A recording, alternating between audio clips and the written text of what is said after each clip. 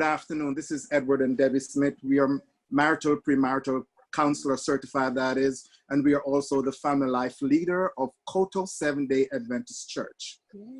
We're here today to talk about parenting while quarantine. And we have with us none other than Valencia and Torrel. You know, I want to say Elder Torrel. If Torrel could have it his way, he would rather for me not to say elder, but but Torrel, this is not McDonald's, so you can't have it your way, brother. You know, so we're here today to talk about parenting while quarantine. And you would ask the question, you know, what's the big deal about parenting? Aren't we the parent of these children? But here's what it is. School have our children for at least 8 hours of the day, each for 5 days out of the week. And then sometimes our grandparents have them, or auntie, uncles, etc. We as parents oftentimes spend no more than 2-3 hours with our children. We go to bed, we wake up, and we start all over again. Now, COVID-19 told us that we have to spend 24/7 with our parent. Yep. Yes. With our children, sorry. Right. You know, and so that is like, get me out of here. You know, so how do we cope? How do we parent? This is like, you know, I remember watching movies back in the day, you know, with like zombie apocalypse, you know, and you have to stay inside, because if you go, and I'm sorry, a lot of your Seventh-day Adventists, you don't watch these type of movies. You know, but, you know, if you go outside, you know, something crazy will happen, and eventually people will probably try to break in your house to get food. Now, I feel like I'm in the apocalyptic moment. So while we're home, how do we parent? You know, how do we structure ourselves to keep us from going insane, you know, and how do we structure everything to keep the children occupied as though they can, you know, they are in school, because guess what? No more sleepovers, no more going to McDonald's, no more going to the movies, nothing. We are on lockdown 24/7. So we're here to talk. We're here to talk about how do we cope? How do we do that? Babe? All right. Well, first we want to thank Torrel and Valencia so much for joining us. And we're going to jump right in. So first, start by telling us about you. Yes. We want to hear a little bit about your love story. Oh boy. Oh wow. I thought this was about the kids. Yeah. All parented. Not marriage. Oh boy. Babe, go ahead. Go ahead. You got it. Wow. I think we met each other when we were in our teen years, pretty much the last couple of years of high school. 16. Ages ago. So we met at church. Well, actually, no, we met at Pastor Samuel Campbell's house. Yeah. I think we attended. We were at the church. We were at the church at Oranges. I think we probably both attended there simultaneously, maybe a year, and didn't really see each other. No. So I think Pastor Campbell was having something for the youth, like a sleepover weekend, and that was my first time laying eyes on Valencia. And ever since then, here we are. Come on, brother. You haven't taken your eyes off for her. Yep. So we married 14 years this July. 14 years. Awesome. Yeah. Wow. Yeah. I should have let you answer that, actually. Yeah. Totally forgot, right? Yeah. You know, and so Valencia and Torrel, one of the reasons why, you know, personally speaking, you know, I said to my wife, we should get Valencia and Torrel to be the first couple, you know, this time around. And one of the reasons, so I saw Valencia, you posted something on Facebook, right? Okay. A video, and you said, and I thought it was so funny. You know, you said, well, my husband told me to dress up. We're going out. We're going out for dinner. He really did. did. In the background at the dinner table. He's absolutely right. He was absolutely right. There Listen, is no going outside. You could dress up all you want, but you're going to the dinner table. Like, Right. After like just about 2 weeks, Yes. you have to do something different. Right. So it's like, okay, let's have dinner in the dining room. You know, table setting and everything. Yep. Absolutely. So it was good. It was good. Absolutely. So you have 2 children, Yes. Yes. boy and a girl. 11 and 7. Yeah, Hannah and Isaac. Or And- 7 and 11, as I like to call them. 7 11. Yeah. Hannah's 11 and Isaac is 7. The 7. I like that 7-Eleven. Yes. And so here we are, right? Here we are, COVID-19, shelter in place, right? Yeah. We're not supposed to leave home unless it's an emergency, going to pick up medications. And so when you first heard that, what ran through your mind? Wow. Oh boy.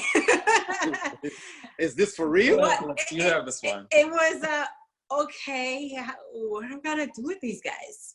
Because that is unprecedented. It's something that's never been done before.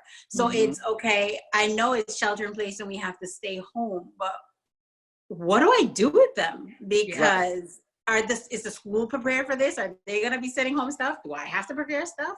So it was that mind of, okay, we want to make sure we stay home because they told us we need to stay home, but what am I gonna do with them? Yeah. And so did the kids ask you questions about COVID-19? Like, what is it? What types of questions have they asked? Yeah, I think early on, not too many questions early on, but I think as time progressed, then it became more serious. Obviously, we were watching the news. Yeah. Everyone's talking about it in our phone conversation with friends and family. Yeah. You know, constantly being talked about. So I think recently, more questions they started to ask about it. Yeah, definitely. I think it started out, okay, we're going to be home for 2 weeks, and then it extended. All right, so now we're home for longer. What's happening? And so as we're watching the news, I can see where their interest is tweaked, especially my 7-year-old Isaac, who I didn't think would have as many questions, but he's had a lot of questions about what's going on. What is COVID-19? And he's asking those serious questions. Are we going to get sick? To the point where he was a little bit stressed about going outside himself. So watching the news now, I recognize, all right, I think when he's around, I'm going to squash the news watching and be mindful of our conversations until we have a really good conversation with him so he understands what's going on. Right. And that's such a good point that you bring up, because I think in the midst of us trying to get all the knowledge that we can possibly get, we can get our kids really anxious because all we're talking about, it's all they're hearing.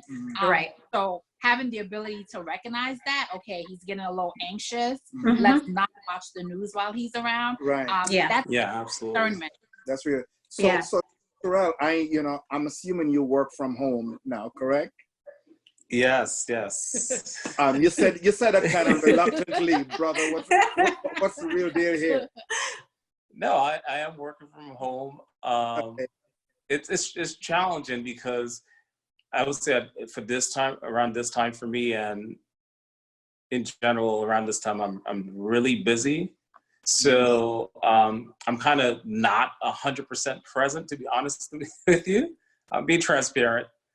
So even it's been 3 weeks now, right? Yeah. Well, this is going into the third week. So it's like, okay, all right, maybe I have a couple of hours in between my work day. And I kept saying maybe 2 days from now, maybe a week from now. So that has been challenging because I've been extremely busy and probably working more hours now than I would if I was actually in the office. So that has kind of been challenging. And luckily, Valencia is able to handle the school thing. Take the reins. So I this question is for you then, Valencia, more for you rather. How do you structure your day, considering the fact that now both of you are home, both children are home, and you can't afford to pull out all your hairs that you have on your head. No. The kids can't afford to go insane. So how do you structure a day so that everyone can stay occupied and stay, anti-being bored, etc. Yeah, I mean, a major part of it, I think, is I realize that I actually have to schedule their day.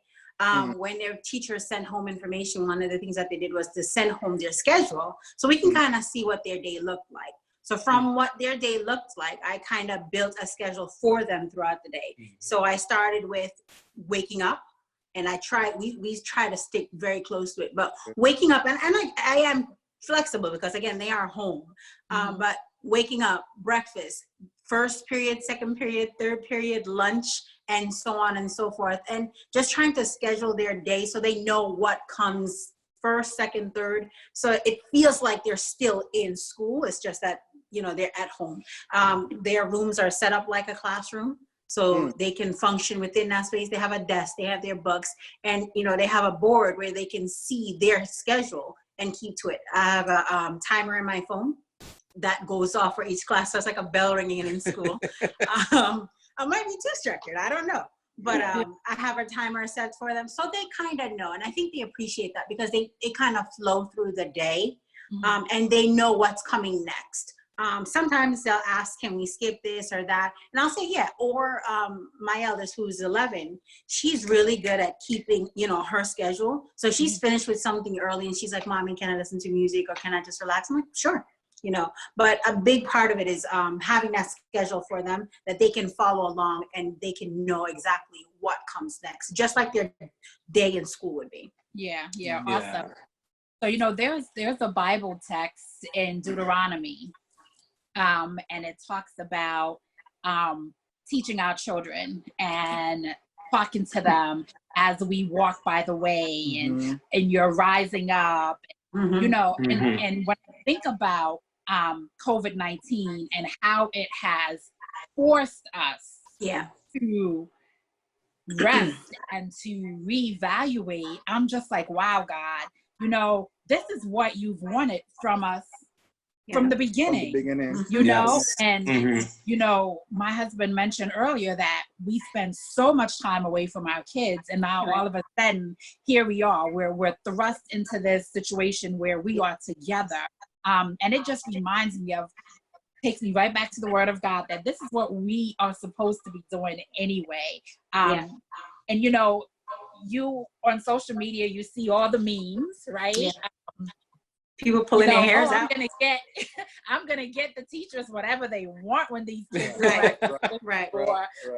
Now I know what it's like, and it's it just helps to put things into perspective. Like these are our families, and we should all along have been the ones pouring into them and shaping their minds, and having these real life object lessons with them. And so what advice would you give to a parent who might be like, oh no, I can't do this, it's too much, somebody come take these kids? What advice would you give to them?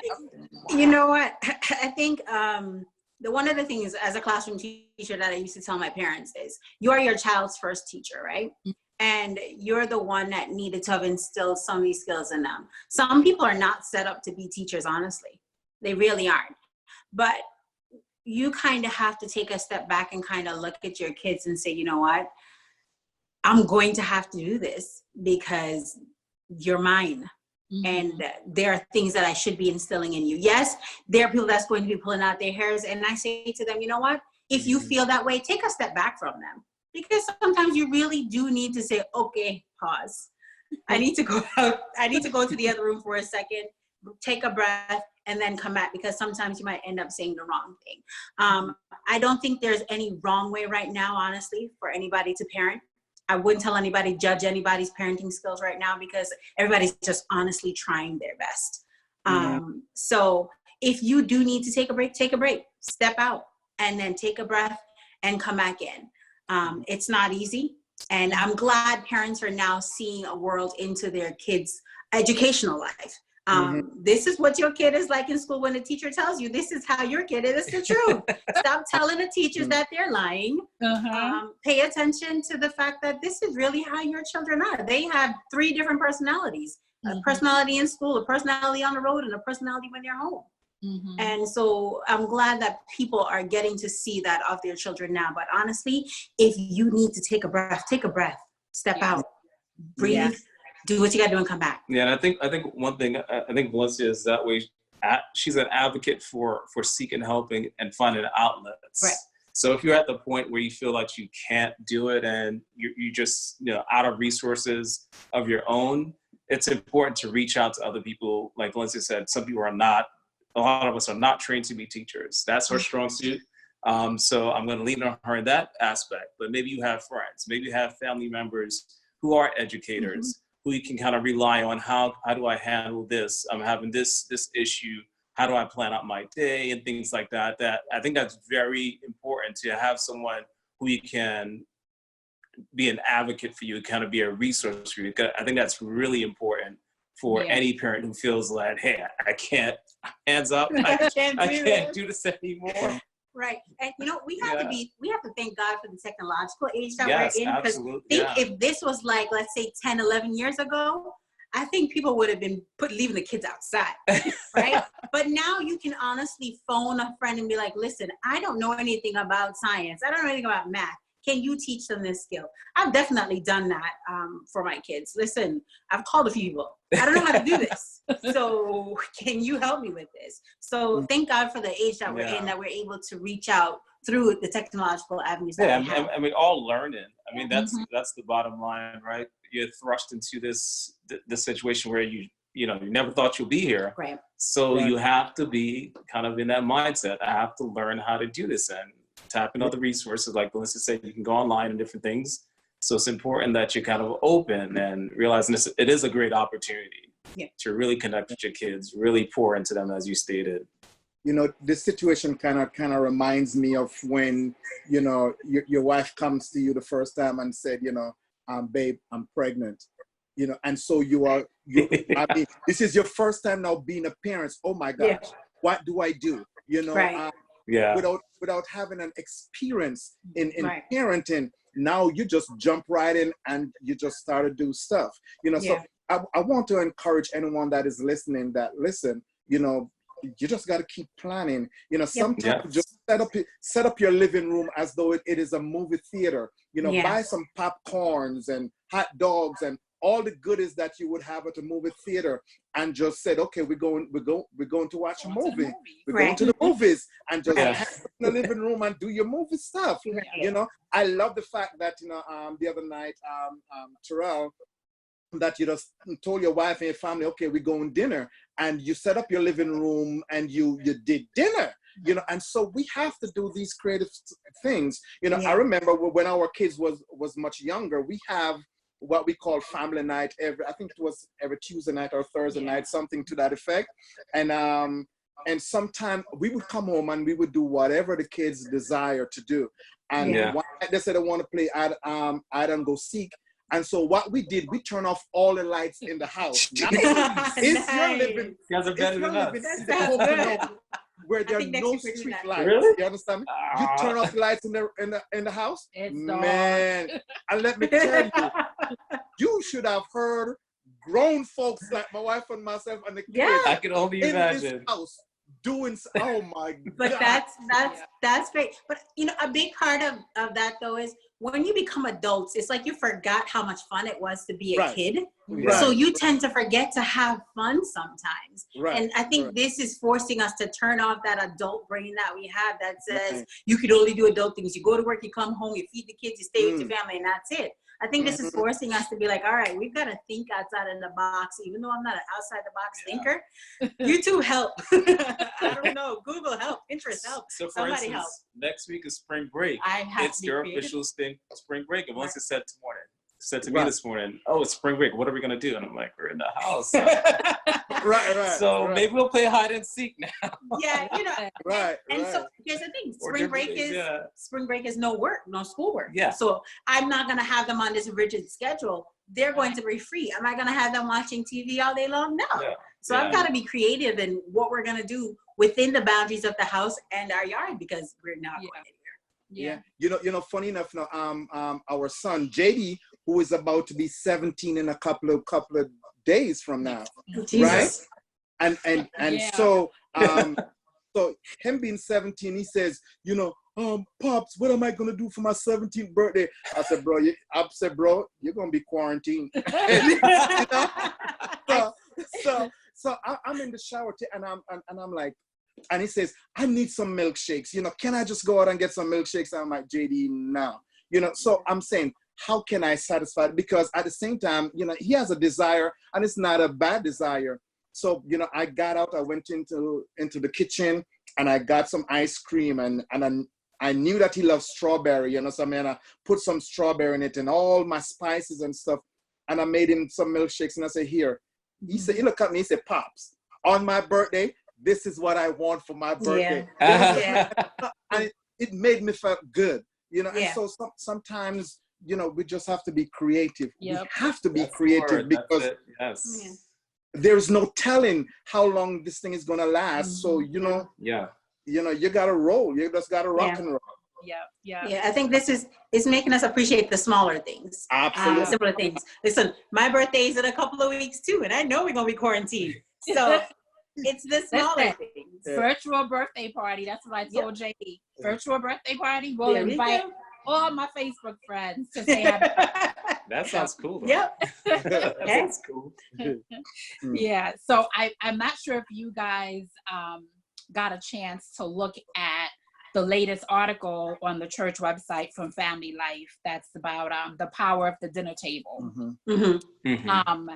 We wrote an article about the power of the dinner table. Now that we're all home, can we get back to doing dinner together as a family? Yeah. Is that something that you guys do at your home? Periodically. I mean, we have it at the island in the kitchen. Yes. Not at the dinner table. That's something we can get back. Like I said, my schedule has been crazy of late. But I think next week, end of this week, we'll get back to maybe more dinner table conversations. But I think and it doesn't have to be the dinner table. It could be the whole point of it is to have dinner together as a family. So I think we do have dinner together pretty often. But there's a different feel when it is actually the dinner table versus the island in our kitchen. Because our kids tend to go all out when we're having dinner at the table. I mean, they set music, mood music, some nice jazz and stuff like that on their own. Okay. So and not only that, Valencia, but you would be surprised the things that you learn from your children while dinner at the dinner tables. Sure. Yep. Yeah. Conversations are totally different when you're intentional. Yeah. You're intentional. Right. I remember probably when Zaria was about 12 or 13, I remember her being on the phone with a friend of hers, and it was dinner time, and I was saying to her, come on, Zai, it's time for dinner. And her friend was blown away. Yeah. Like, what does your mom mean? It's time for dinner. Like, she had never, in her home, they just didn't do dinner together. She didn't think anybody still had dinner together as a family. And I remember Zaria saying to me, Mommy, most of my friends at school don't do this. And when I tell them we do it, they say they wish their family did it. Right. And so we realized what a great impact it had on our kids. We learned a lot of secrets at the time. Yeah. They don't know they're talking about things that just come out, and it's like, really? Oh, so you did what? Yeah. And they'll be like, oh, did I say that? Oh, yes, you did. Yeah, just last week, we had dinner, and then we were at the table for hours. Yeah. And we actually had to jump off to get on a call. So we said, man, we got to get on this Zoom call. You guys want to come back later? They were like, no. The moment had what's passed, this? right? Yes, the moment had passed. You cut it.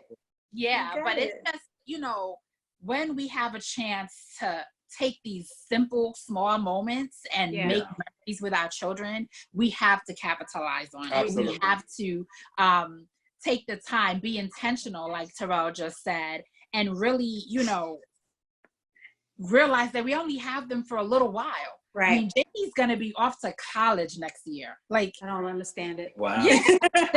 next year, like, we're going to be shipping him off to college, and then we'll be empty nesters. And so I'm really getting emotional about it, because I had 3 kids in my house. Now I'm down to 2.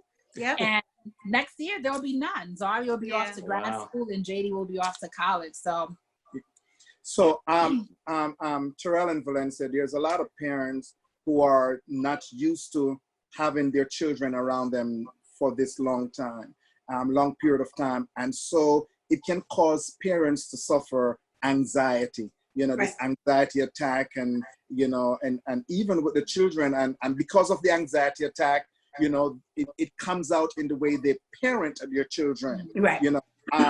Or what advice do you have for parents like that? Oh, man, I don't know. I don't know how to tell you I think, again, a big part of it is just honestly recognizing when you are getting anxious, right? What are your triggers? What triggered you? Yes, your kids are around you all the time, but was it something they said? Was it something that they did? All right, how am I going to get out of my head and literally breathe and step away for a second? I'm telling you, honestly, stepping away is one of the biggest steps to just calming yourself down. So it's a big part of it. It's just recognizing what's happening in your space right now, what's agitating you, what's bothering you in that time frame, and just recognizing, all right, I gotta breathe, I gotta step away, because the moment I say something, it could be the wrong thing, and that makes a big impression on them for the rest of their lives. So it's I was reading something on Facebook, and it was another meme where they were talking about how kids perceive this situation that we're in right now versus how parents perceive the situation that we're in. Kids are just seeing the fact that, oh my gosh, I get to spend so much time with my mom and my dad. We get to talk, we get to play, we get to hang out, versus parents are looking at it as like, oh my God, I have to work, I have to do this, I have to do that. The kids are driving me crazy. And so it's honestly just stopping and just take a breath and recognize the space that you're in and what's happening in that space and how you're going to manage the situation. Because again, you say the wrong thing and it creates an impression on them for the rest of their life. You can make or break your kids depending on how you respond to them. Yeah. And again, no 2 parents really parent alike. Right. No. But I really think that this is a time that you honestly need to come together as a parent and as a couple and agree to disagree. Start putting some things in place. We can't disagree in front of the children. Right. Once we get to our bedroom, we can talk about how better to resolve stuff. But we have to be a united front, especially now more than ever, in front of these children, because we can't afford to do the things that create friction or create sides, and not only that, but causes the children to be more stressed out. Right. We have to be a united front on a consistent basis. When you get to your bedroom, you could break down and say, man, what did I do? I can't, and try to regroup and come back again. But now more than ever, you just have to be united. And honestly, learn to laugh. Like literally, if you don't laugh at some of the ridiculousness that's happening in your house right now, you are going to drive yourself and your spouse mad. Yeah, you can't take it too seriously, not at all, because you'll frustrate yourself even more. Right. If every disagreement that you have, that you feel that's a need to walk your separate ways, right? So I think it's important, like Melissa said, some things are actually funny, right? Hilarious. Yep. So take some time to relax. And as Melissa said, take a step back. We all need different perspective, and taking a step back does that. Also, like you said, reassessing at the end of the day exactly what happened. And once again, talk to someone else. So it's important to get perspective. With social distancing doesn't mean that you're still not communicating with other people, Right. and tapping into other resources. I think that's critical. Your perspective will help you kind of manage this. And obviously, like you said, some parents or some households are different, and there's some things that goes beyond that. You may need professional help also. So that's how I see it. Yeah. And I think, we talk so much about the children having a structure and a schedule. The parents need structures and schedules too. I mean, I work from home and I'm on my computer, 8 o'clock, I get up. Usually by 6:30, I'm up, I'm doing my devotion, and then I'm getting myself together for work. But by 12 o'clock, I'm definitely ready for a break. And so my break time is usually hanging with these guys, doing something silly, Nerf gun fights. Oh, Lord. All types of stuff in the middle of the day. Pillow fight. Pillow fight. The kids and I will ambush him, call him upstairs like something's wrong, and he gets to the top, and we just blaze him with pillows. So I try to break up the day by just having silly right in the middle of the day. Then I relax, I get back to work, I finish up my time, and I'm not as tense.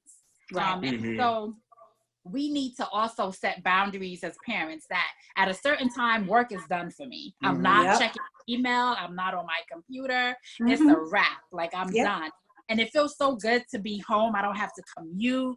I'm able to start dinner early. We're able to eat early. And it's just like, to me, it's been a really, really refreshing time. Like, some people are stressed out, and I'm like, I'm not stressed at all. This is great. This is awesome for me. Yeah, we have like our weekly team meetings on Zoom, and my vice president is always like, so how's it going? Is anyone else struggling? I'm like, no, not me. I feel like I'm on vacation. Not struggling. I am loving it. So it's really about how you look at things. Stop looking at it as, oh my gosh, I'm stuck in the house 24/7 with my family. And look at it as, oh my gosh, like, I have all this time to spend with my family now. What are we going to do with this time? How can I make it fun? And I think when you change your perspective, that level of anxiety kind of goes away. Right. Absolutely. We did an activity with the kids outside where we did the chalk activity. And one of the things that, I found a quote that said, just find the joy in the journey. You have to, no matter what the journey is, try to find some joy in it, because if you don't, you will literally drive yourself crazy. Absolutely. And I really love how much you're sharing on social media, because I think sometimes we don't realize that we're inspiring other people. We're giving them ideas. We are helping them get through a tough season. And so I really appreciate it. Even when you set up the kids' rooms and, you had their schedules and their desks, and there were so many people saying, hey, I'm going to copy that idea. Listen, go for it. Tell me if you need me to help you. I'll help. Just give me an email, or call, whatever. Has anyone reached out to you? Several people have reached out to me, sent me their kids' schedule, asked me for information for their kids. I'm absolutely willing to help in any way that I can help, because I'm knowledgeable about it. And I'm a firm believer of, if you know something or you gained information, your responsibility is to share with someone else and not to keep that knowledge to yourself.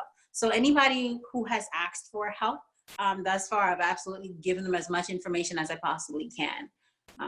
Awesome. And another thing, again, for those of us who are Christian, we need to understand and remember that, God made family, God structured family. And so society and this world takes us away from family, prevent us from spending all this time that we should be spending with our children, even with our spouse. Right. Now, COVID-19 forces us to spend time together. So if you have never done worship in a long time, now is a good time to start. You know, if you have never done family night, now is the time to start. You know, and start things together. And for parents, you know, if you're listening, I don't want you to think that you should be responsible for everything all the time. Sometimes assign stuff to your children. Okay, John, you are responsible for date night tonight, you know, or family night tonight. Or Susan, you're responsible for worship. And let's make it interactive as possible. You know, and you'd be surprised how much your kids are excited to actually have small jobs, and how much they actually, how much energy they put towards it. It's not new to them because it's things that they have in school. You know, teachers give their students responsibilities, individual responsibilities in the classroom all the time. So it's not something that's new to them. So when they're home and you give them, listen, you're responsible for the songs for tonight. They're going to spend the time finding the songs that you're supposed to sing because you gave them a major responsibility, and they want to impress you, you know, so that to make sure that they have another responsibility later on. So give your kids things to do, the smallest things. Give it to them to do because they really want to do it. It's just up to us to release the reins a little bit and not to think that we have to do everything. I'm about to stop cooking because I came downstairs this morning and there was a whole chocolate cake made. Hannah, 11, has been cooking up a storm in the house. Smoothies, iced tea. What else did she make? Breakfast bento box. This morning was a chocolate cake. She's a part of our class called Chefs in Training. I didn't help do anything. So I was like, well, I mean, I'm about to retire from cooking because you guys can do it now. It's empowering for them also. So I think whenever they have these experiences where you kind of allow them to take the reins of something, it's empowering. And that's kind of when you kind of reinforce some things. Hey, you see how easily you were able to execute on that and how you stuck with it. I'm really proud of you. So those are moments where you can kind of reinforce them, as once it said, continue to praise them. It's interesting, the dinner that we had on Sunday. So this was, we made ciabatta bread from scratch. Well, not we, the kids did actually. I was upstairs. We actually didn't do anything except for do the videos. But I didn't realize that it was actually like a 3-hour process. I haven't done bread in such a long, my mom does bread, but I haven't done bread really. And I didn't realize it was a 3-hour process, but it was amazing how, you know, at first I started off at Hannah. She did pretty much mix the dough and everything like that. And then Isaac jumped in. So over this 3 hours, we really bonded and they did everything on their own. So it was great. You guys are doing a great job. This is really awesome that you guys are, you know, doing this. So I think it's important that, you know, they have these responsibilities and you kind of reinforce and give them some praise for, you know, the good things that they're doing. And as parent, the one thing, so I recognized that they were having a bonding time with each other. So I left them to have their bonding time with each other because I can't always be there with everything that they do. I think that they bond with me in different things, and they bond with him, and then we bond together. So I left them to do what they were. I don't know if you knew that was intentional. We didn't see it at all. No, I wasn't. It was funny. I was taking a video, and then I came around the corner, and then all of a sudden, Alessia's in my shot. I was like, where'd you come from? Because I heard them. They were having a great moment. I was like, oh, I should get this on, you know, video a minute, because he doesn't normally record anything. I'm the one that usually does the recording. So I came down and they were doing this, but I took my video and I left because they still had 2 hours of work to do. So I think that's another thing you should recognize, that you don't always have to be there together. If they're having a moment with their dad or mom, allow them to have that moment and then step in later on, because it is important for them to bond in that way. So I think the kids forever will remember when they made bread with their dad, you know, or whatever else that they've made with him. Yeah, very nice. You know, you mentioned giving the kids like little things to do, and I would, you know, say give them big things to do too, because times we limit them. We think, oh, no, they can't do that. But you will be surprised what they can do when you give them a task. I mean, when our kids were much, much younger, and we would assign, everybody had a night for worship. And JD was 5 years old. And JD would plan out a whole worship, you know, whether it's a game or trying to write little words on his pieces of paper. We wouldn't even know what the words were because the boy couldn't spell. He knew what they were. But he would put his little words on paper, and then we would have to open it up. We would have to act it out or find it in the Bible. And they're so creative. You know, they're so creative. And so I think this is a time when creativity is flowing because we're thinking about how to keep them engaged, and we end up with crazy ideas. So definitely cooking is a thing that we've been doing too, having loaded nacho competitions and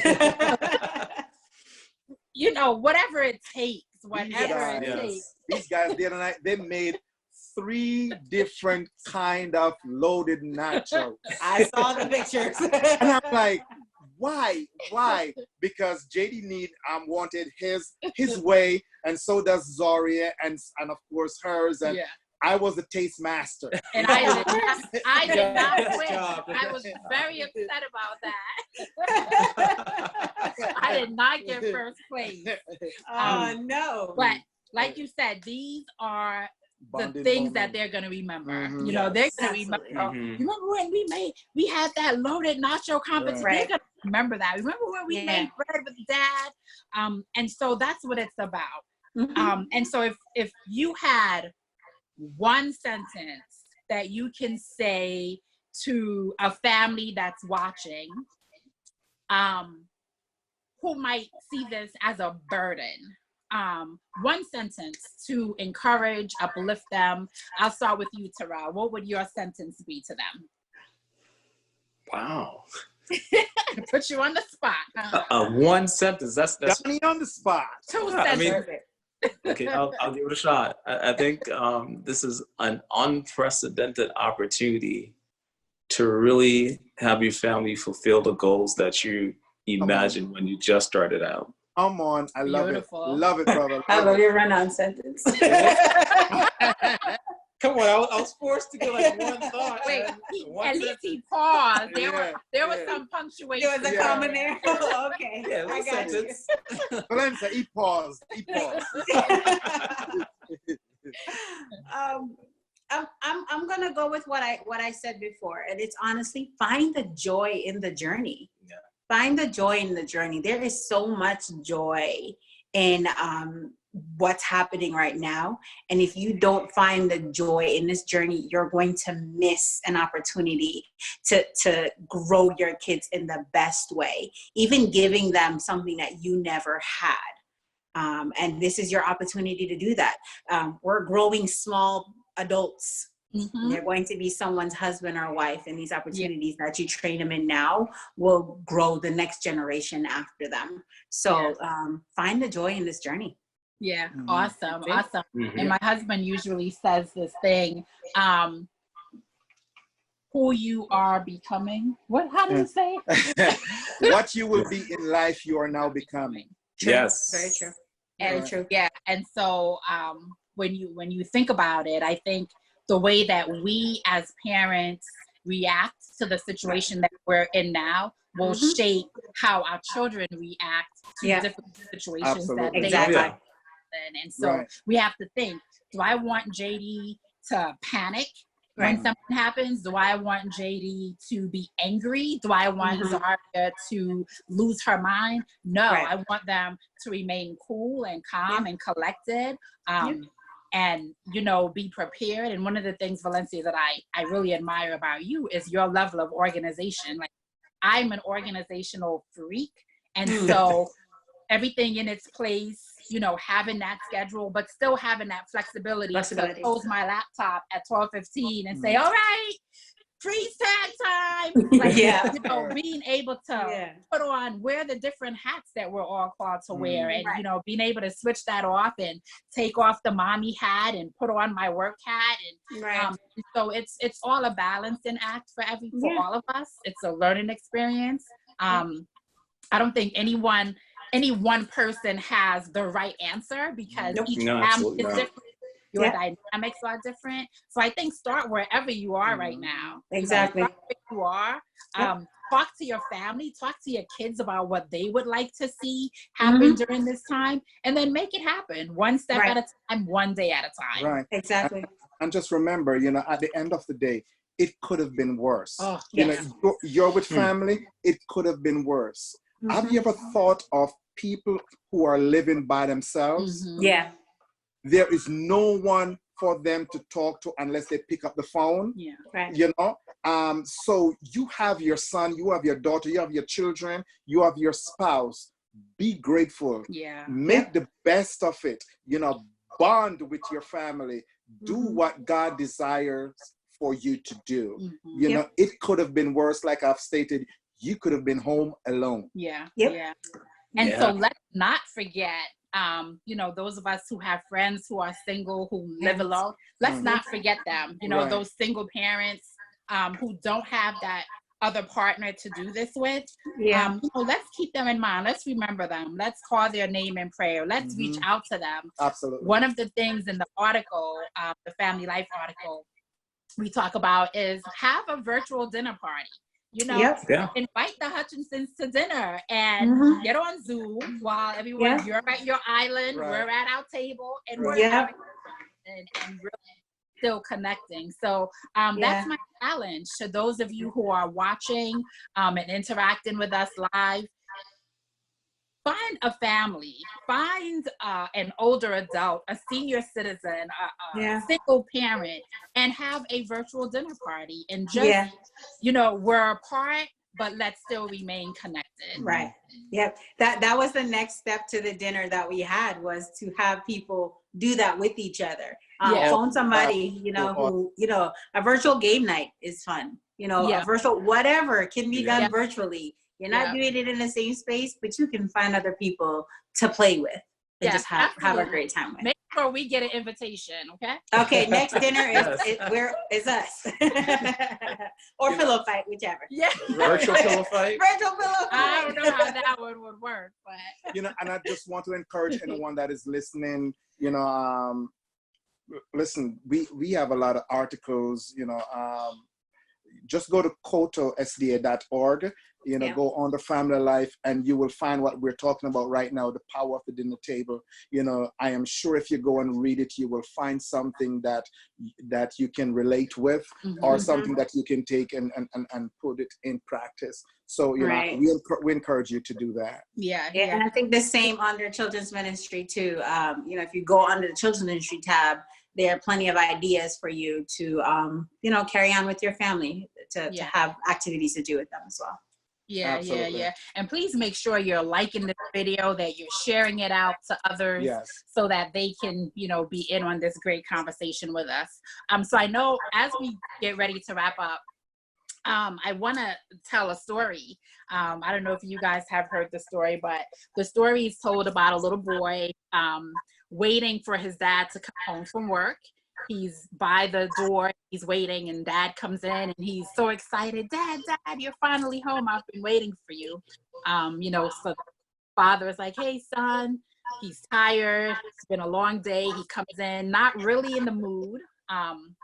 So he proceeds to take off his shoes and his clothes, and the son comes in. He's like, Dad, can I ask you a question? Dad says, sure. What's the question? Dad, how much do you make per hour? And the father's like, boy, I don't have time for your foolishness. Right. I am tired, exhausted. Leave me alone. Leave me alone. Right. So the son walks away and goes into his room. His little shoulders are hunched over now. He's sad because of the way Dad responded. Dad goes about his night, but as he's going through all of his nightly rituals, he begins to think about his son. He's like, well, I wonder why he asked me that. Maybe he needs money for a school trip or something. Let me go just make sure he doesn't need anything, because I was a little short with him. So Dad goes into the room and he calls his son, and the son looks at him and he says, son, you asked me a question earlier. I make $18 an hour. Why did you want to know So the son reaches under his pillow and pulls out some money that he had there already, and he begins to count. He's like, oh, $18. I have enough. All I need is $5 more, Dad. Can I have $5? And the father is like, really? This is what you wanted? More, money? So reluctantly, he gives the son the $5, and the son says, yes, now I have enough. Mm-hmm. And the father says, enough for what? He says, Daddy, can I please buy an hour of your time? Mm-hmm. And as I think about the situation that we're in, I think about how many of our children were wishing they could buy an hour of our time. Yeah. Mm-hmm. Now we have the time. They don't have to buy it. We have it. So let's make the most of it. Let's create those lasting memories with them. Let's have fun. Let's laugh. Let's teach them. Share the word of God with them. Teach them how to pray for others, how to memorize scripture. There's so many things that we can do with our children. So the word says, let's not weary in doing well. Right. Let's continue to do so as parents. Yeah. So on that note, we want to thank Torrel and Valencia so much for spending this. Thank you for having us. Thanks for having us. It was amazing. We just, pray God's blessing and favor upon you and your household and your children, and that all will be well with you. Absolutely. Same to you, yours, and everyone's watching this. Yes. Praying for everyone now. Yes, and listen, those of you who need help with your scheduling and all of that crafty stuff, you know who to reach out to. I'm here for you. Go in her inbox. She is very active on Facebook. Just go to her Facebook page, and trust me, she will respond. She will respond. I will absolutely respond. And any way I can help, let me know. Yeah, Valencia's awesome. Really phenomenal. You guys, and let's do a virtual dinner date. Yes, ma'am. Yeah, virtual dinner looking forward to it. All right. All right, guys, take care. Okay, you take care. All right. Take care. Okay, Bye. bye. Bye.